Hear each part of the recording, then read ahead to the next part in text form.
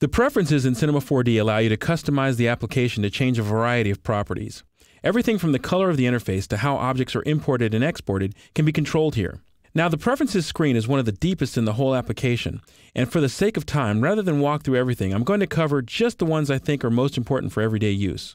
So here in the interface, under the main menu bar, under the Edit menu, at the very bottom is Preferences, and I can hit Command or Control E on the keyboard to get there as well. Now, when I let go of that, I get the Preferences window.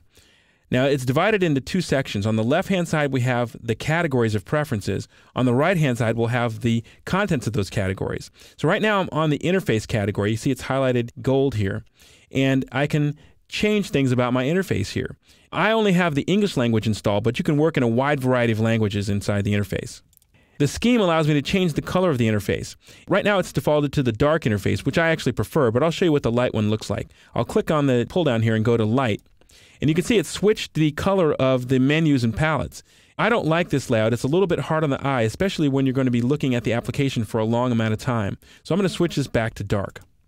Next up on the important preferences are the input devices, and if I click on that, here's where I can control a little bit about how my mouse moves inside the viewport, but also I can control the orbit. If you're coming from an application like 3D Studio Max, the orbit is reversed in Max, and so you can reverse that orbit here by clicking on this icon right here.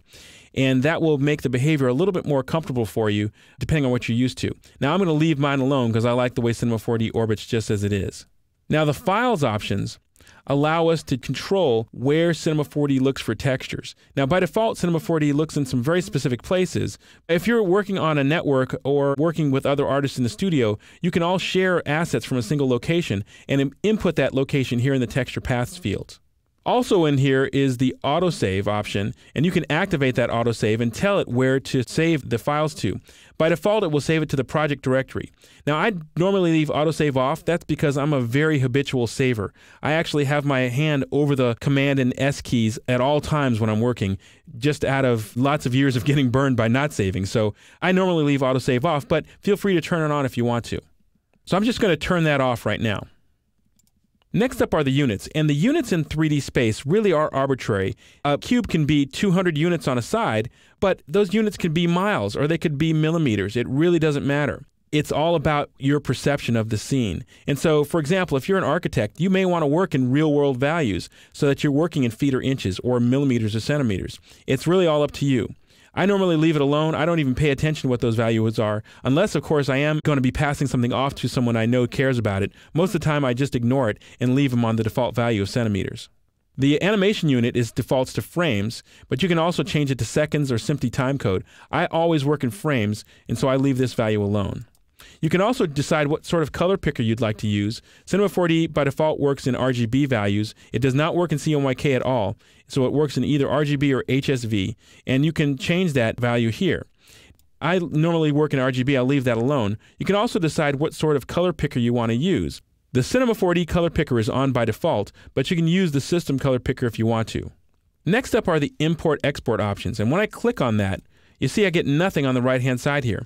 That's because there's a black triangle next to that, and anytime you see a black triangle, that indicates that there's additional values underneath that. So if I click on this black triangle, I can see all these import options.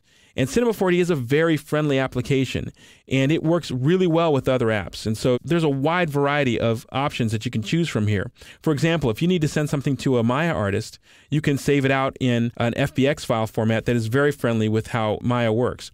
And the same thing holds true for 3D Studio. So you can really have a lot of flexibility. You can import files from those applications as well.